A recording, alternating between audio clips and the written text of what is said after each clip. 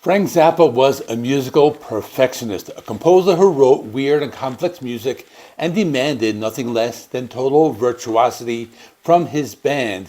He was a satirist, an iconoclast, and one of the sharpest minds in 20th century music. So why on earth did he offer a 3-album record deal to a band he found completely and utterly baffling? This is the story of how a 7 a.m. audition fueled by confusion and chaos, launched the career of the legendary Alice Cooper and created one of the strangest debut albums in rock history. How did a band that could literally clear a room in under 10 minutes land a contract with a genius? The answer is a bizarre journey into the heart of the late 60s Hollywood freak scene, the story of nerve, audacity, and one very fortunate misunderstanding. Before the guillotines, the snakes, and the $1 billion babies, they were just a bunch of high school friends from Phoenix, Arizona. The group, with Vincent Furnier on vocals, Glenn Buxton on lead guitar, Michael Bruce on rhythm guitar, Dennis Dunaway on bass, and Neil Smith on drums, started out in 1964. They were outsiders from day one. While other bands were chasing the sounds of the British invasion, the Alice Cooper Band was drawn to something far more surreal. Their inspirations weren't just musical. As art students, they admired the work of Salvador Dali, and that bizarre, dreamlike quality infected their stage presence. They moved to Los Angeles in 1967 to make it big, but the whole peace and love thing didn't quite vibe with their aggressive, confrontational style. Their live shows were pure chaos. They were loud, provocative, and became notorious for their ability to empty a venue. One night at the Cheetah Club in LA, they managed to clear the entire room after playing for just 10 minutes. But that empty room stood one man who didn't see failure. He saw potential. An aspiring manager named Shep Gordon. Shep Gordon saw the negative impact as a powerful force. He figured that if they could make parents absolutely hate them, kids would have no choice but to love them. But the band needed a record deal. The sound was a jarring psychedelic mess that didn't fit into any box. It was a chaotic swirl of garage rock, acid-drenched experiments, and theatrical absurdity. With songs full of time signature changes and no repeating themes, they were, in a word, weird. And in the late 60s, there was one man in Los Angeles who had built a career on weird. It was Frank Zappa. The connection to Zappa was fittingly a strange one. The band had befriended the GTOs, or Girls Together Outrageously, a performance art group of well-connected groupies sponsored by Zappa himself. Vocalist Vince Furnier was dating Miss Christine of the GTOs, who also happened to be the Zappa family babysitter. That was their way in. Shep Gordon used the connection to set up an audition at Frank Zappa's house. Frank Zappa was starting his own label, Straight Records, and was looking for acts so bizarre that no one else would touch them. He told the band to come over to his house for an audition at 7 o'clock. The band, young and desperate to impress, made a critical mistake. They assumed he meant 7 a.m. So, at the crack of dawn, the Alice Cooper Band loaded their gear into Zappa's log cabin in Laurel Canyon, set up in his basement, and unleashed a sonic assault. Zappa, who had been fast asleep, was woken up by the racket. He stumbled downstairs in a daze to find a group of this wildly dressed musicians from Phoenix blasting their spastic high-energy rock at full volume. The band played a few of their strange 2-minute epics. When they finished, a bleary-eyed Zappa looked at them and delivered one of the most legendary lines in rock history. According to Alice Cooper, Zappa said, "I don't get it." He was baffled by their music, noting their songs had dozens of changes but no central theme. For any other band, this would have been a deal breaker, but for Zappa, it was the ultimate compliment. He followed up with, "That's great, that's why I'm signing you."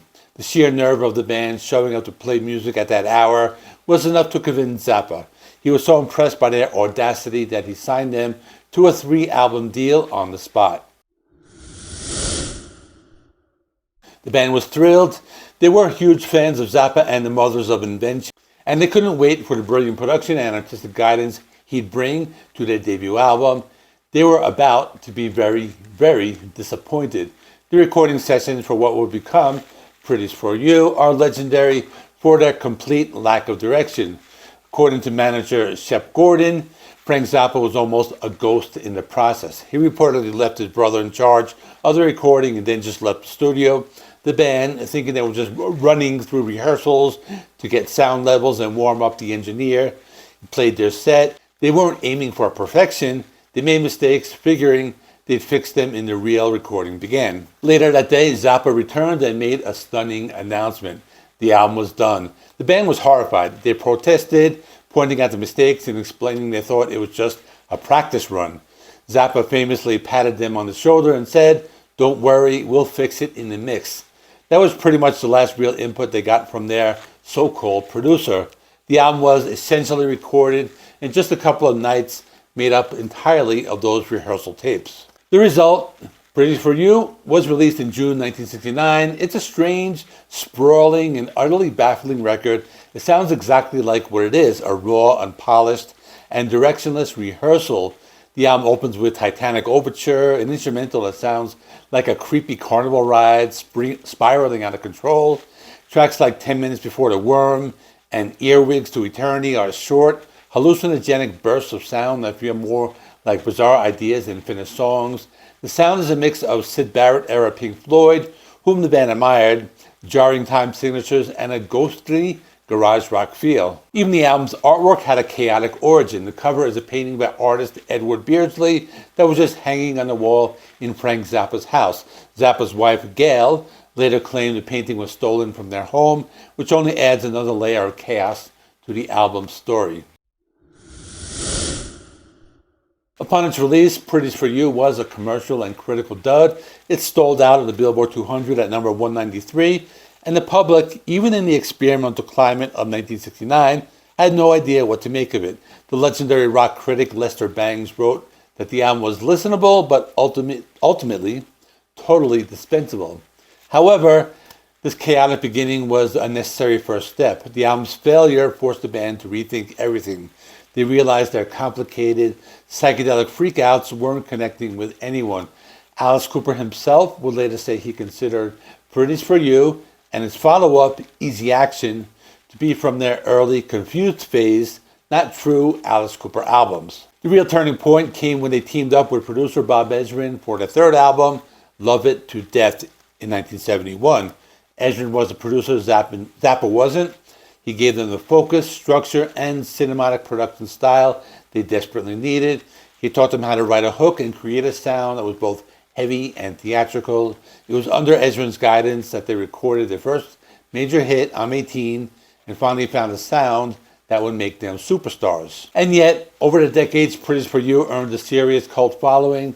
For a certain kind of fan, its raw, unproduced quality is its greatest strength. It's a pure, unfiltered snapshot of a young band about to invent a new genre, captured in all their messy, surreal, and ambitious glory. It's an album that sounds like nothing else in the Alice Cooper catalog, or in rock music for that matter. Frank Zappa's decision to sign a band he couldn't comprehend, based on little more than sheer nerve, remains one of rock's greatest stories. He saw something in their cast, not musical genius, but a spirit of total rebellion. He didn't produce their album, but by signing them, he gave them a shot. He threw them in the deep end, and in doing so, he forced them to figure out how to swim. Without a bizarre 7 a.m. audition and a disastrously hands-off creation of the debut, the world might never have gotten Alice Cooper we know today. It was a beautiful failure that led to a spectacular success, proving that sometimes the strangest sounds you've ever heard can lead to the greatest stories ever told. Pretties for You is still a fascinating and divisive album. For some, it's an unlistenable mess. For others, it's a work of raw psychedelic genius. So let me know, what do you think? Is Pretties for You a failed experiment or an underrated classic? Let us know in the comments. And check out my review of the Alice Cooper box set of their first 5 albums. I'm going to stick that video right here where I do a whole unboxing review and ranking of the first 5. This is the JC Rock CD and Vinyl channel. I talk about albums that are in my collection. Like, subscribe, all that, and see you in the next one.